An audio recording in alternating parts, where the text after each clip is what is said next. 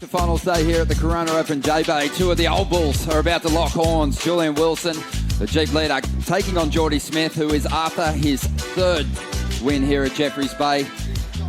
And we'll see how this one plays out. Ronnie Blakey with Pete Mel and Griffin Colapinto to call this heat for you. And Julian looking busy again in the opening stages. The winner of this quarterfinal clash will take on Wade Carmichael. He just won through in the first heat of the day.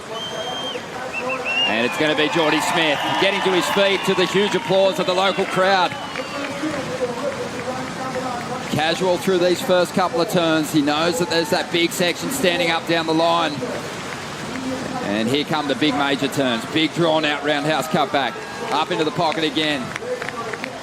Off the bottom. Oh! And not really teeing off the way he would have liked there. Maybe a little too casual.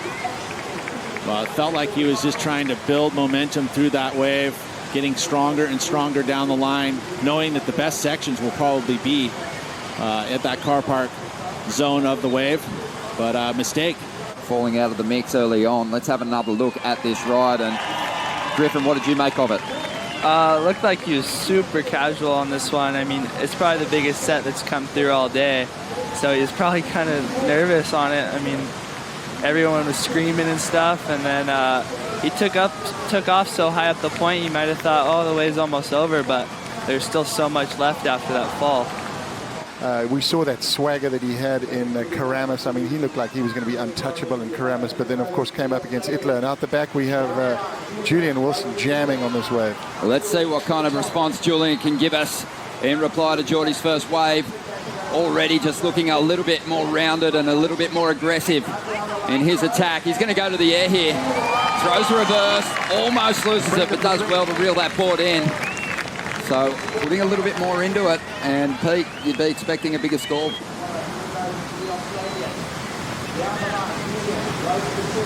Now Julian too, this is his first wave. And with that, you can see he's just be able to get more flair out of it. A little more energy than we even saw from him yesterday. And I think that that's going to be a point of difference for me. This is finals day, and sometimes that little extra zest will help out. We know Jordy loves performing in front of this hometown crowd. Let's see if he can right the wrongs. Driving, just gathering some speed. Whips that tail around. Up into the pocket again. More of the same. And now he's starting to really flow nicely through this inside track. Can let go of a lot of turns through this little compact section of the wave. Jordy Smith hammers the oncoming section. So that's a bit better from the two-time winner here at Jeffreys Bay. A much stronger exchange. Letting the board accelerate through his maneuvers. As we take a look at the replay here, you know, he had the whip where he's actually finishing these turns by getting the tail released. He'll do it 2 in a row here. You know, those double pump bottom turns not going to happen for Jordy. He rarely does that. He has that much acceleration in his moves. But you can see just more engaged. You know, you can see that he's more compact, and he wasn't going to make the same mistakes. So you watch this whip. Drives, he gets so much acceleration, extends through his moves. You know, putting the pressure on that front foot to get the release, showing a little extra, little commitment there. Priorities with the man in yellow, the Jeep leader, Julian Wilson now. Looking to lock in a solid second score. Only needs a 4.57 to get himself into the lead. Loading up. Straight up into the pocket. Keeps that down the line flow.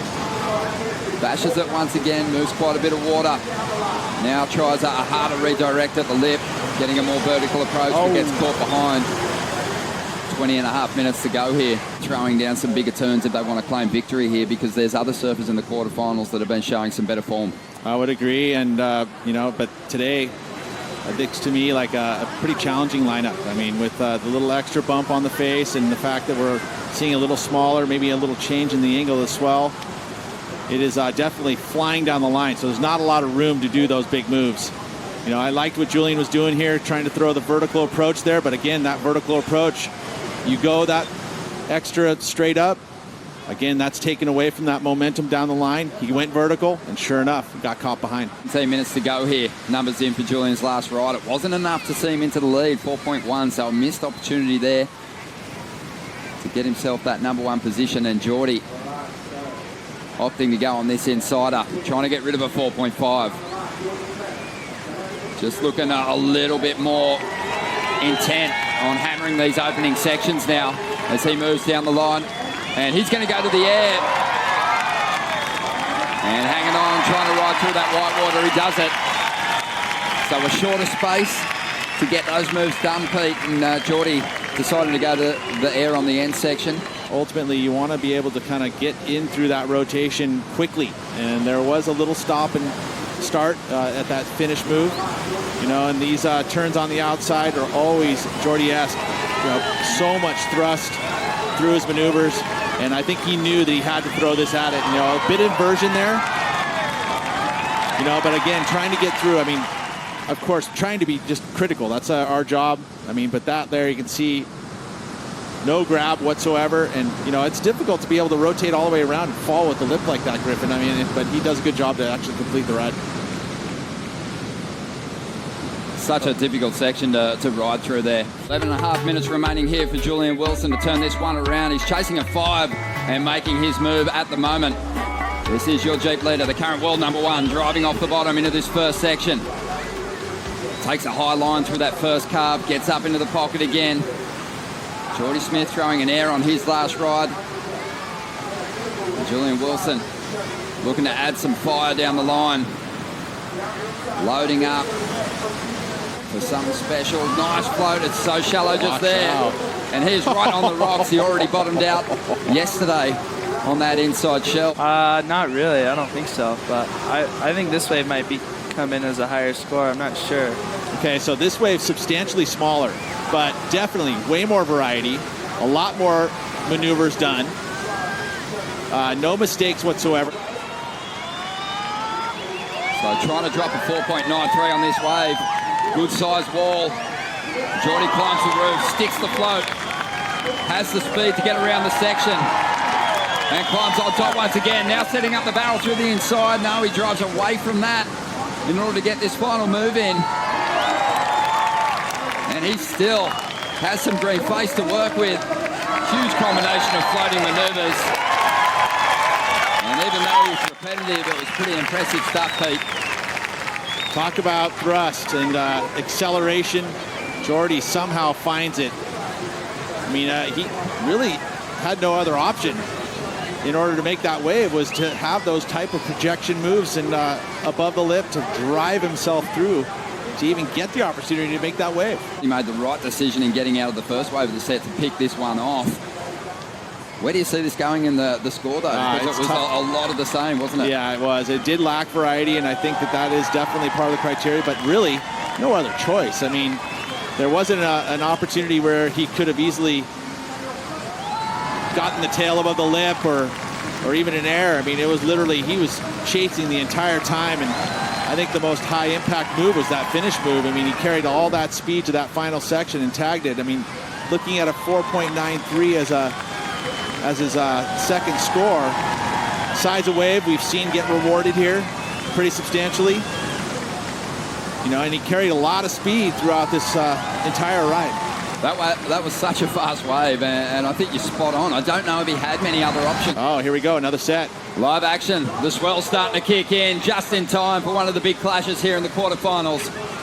Julian Wilson might be chasing the lead here, waiting on numbers for the last exchange. He gets a couple of big floats in himself. Wow. But there is certainly a little bit of confusion here in the booth, because I'm interested to see where the scores are going to go for those last two rides. Boatload of different style moves, and then there's this one, which is a shorter ride, but again, had a ton of variety. I mean, there's this one carve he does kind of right here, zaps it. I mean, that was acceleration, that was speed, and then the dual float to finish. I mean, but I like that one carve, zappy carve down the line, and that's a comparison to what we saw Jordy. There was a set wave. Again, this carve right here from the drone, zap. I mean, getting on that tail and just pushing along it.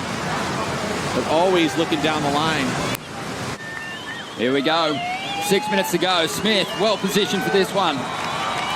Stands tall for a moment before loading up and digging into the first section. Trying to get rid of a 6.33. Up into the pocket again.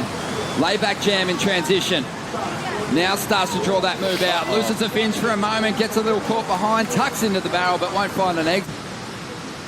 Well, and I feel like this wave here, a bit of a mistake. I mean, it definitely had opportunity down the line. You know, the one error on that third maneuver here. You know, there is that bump, but he gets the drift. And then, of course, with that drift, get on a little off kilter. And an opportunity lost. Julian takes off behind him. And this guy's thrown down some huge airs here at Jeffreys Bay before. Might be loading up for one of them now. And here it comes. The big alley-oop. Lands on the roof. But can't quite stick it. Always a bit of a worry when someone's changing boards frequently, Pete, during an event. Jordy does it pretty often. Well, here he goes, Jordy Smith. He might be able to shut it down with something special here. Trying to get rid of that 6.33 still. A couple of mistakes. Doesn't want to make one on this right. It is a long-running, clean face that he's got to work with. Little hiccup there, but does well to recover and get a solid finish in there. He's going to improve there, so definitely what he needed to do with that priority.